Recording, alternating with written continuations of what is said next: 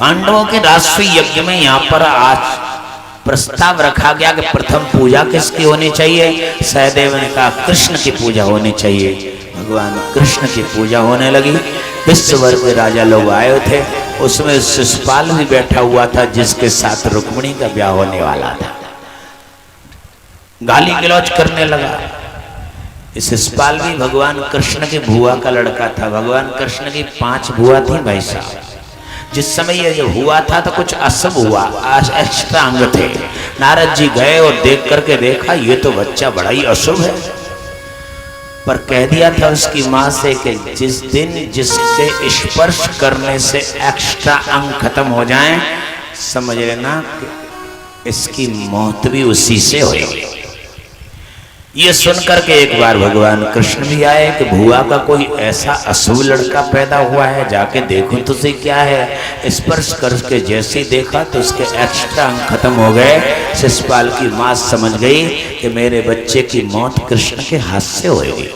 उसी समय से यहाँ पर कृष्ण की आराधना करती रही कि केशव कृष्ण तू मेरा भतीजो है, मेरे बच्चे की गलतियां माफ करते रहना। भगवान ने कहा भुआ गलती करने की, अपराध करने की लिमिट भी तो हुआ करती है, मैं लिमिट मान देता हूँ। तेरे बच्चे के 100 अपराध डेली करेगा तो 100 अपराध भी मैं क्षमा करता रहूँगा, लेकिन 100 से ऊपर न चला जाए। इसलिए आज तक जो बचा रहा शिशुपाल, इसलिए बचा रहा कि जब भी वो अपराध करने जाता था तो लिमिट से पहले उसकी माँ उसे रोक लेती थी। लेकिन पांडवों के राष्ट्रीय यज्ञ में महिला का प्रवेश नहीं था। अगर आज भी शिशुपाल माँ होती तो 100 से पहले उसे रोक लेती। वहां रोकने वाला कोई था ही नहीं। गाली पे गाली, गाली पे गाली बकता रहा, और जैसे ही 100 से लिमिट पार की उसी समय सुदर्शन लेके उसका मस्तक उड़ा। अब लोग कहते हैं कि महाराज भगवान ने शिशुपाल का मुंह क्यों काटा, क्योंकि उसका मुंह खराब हो गया था। निवेदन कर रहा हूं इस मुंह को खराब मत करो। इस मुंह से परमात्मा का नाम लेना है, भजन करना है। आप किसी को गाली दोगे सामने वाले पे कोई फर्क नहीं पड़ेगा, लेकिन आपका मुंह तो खराब हो जाएगा ना। इस मुंह से भगवान का भजन करना है। परमात्मा शुद्ध है तो शुद्धता का विशेष ध्यान रखिए। इस मुंह से कभी किसी को गाली गलौज मत करो, अपशब्द मत बोलो, उल्टे सीधे मत बोलो। इस मुंह को साफ सुथरा रखो, शुद्धता और पवित्रता का ध्यान रखो। इससे परमात्मा ने दिया ये मुंह, तो इस मुंह से परमात्मा का नाम लो, परमात्मा का भजन करो। इससे कोई उल्टी सीधी गाली गलौज, अभंग शब्दों का प्रयोग मत करो, क्योंकि मुंह खराब कर लोगे ना तो भगवान मुंह को काट देते हैं। शिशुपाल का मुंह खराब हो गया, उसका मुंह काट दिया। आप भी अपना मुंह खराब करोगे तो भगवान मुंह काट देगा। देखो आप, और नहीं तो किसान लोग हैं, आप जानते हैं। आप अगर मोटर में पाइप को फंसा रहे हैं लेकिन पाइप का मुंह खराब है, फंस ही नहीं रहा है, तो कैसे फंसेगा? पाइप का मुंह खराब है, कैसे फंसेगा?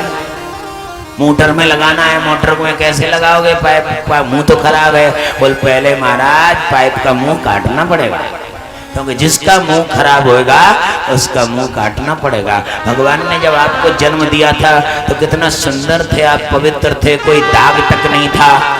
पहले दूध के दांत दिए, वो ले लिए, फिर खाने के दांत दिए। कितने आगे आगे के दांत आते हैं, पहले मोती जैसे चमकते हैं, कितने सुंदर लगते हैं। लेकिन हमने जर्दा, तमाकू, बीड़ी, जन क्या क्या मुंह में डालते जा रहे हैं। अरे ये मंदिर है, इसमें परमात्मा रहता है, शरीर मंदिर है। मंदिर में अशुद्धता, पवित्र अपवित्रता करते हैं क्या हम लोग?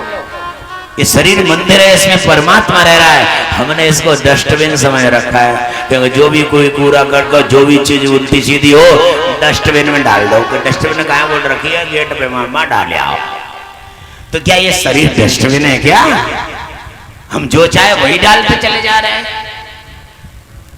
सोचो, विचार करो, मुंह खराब मत करो, क्योंकि दांत कितने मोती जैसे परमात्मा ने दिए थे।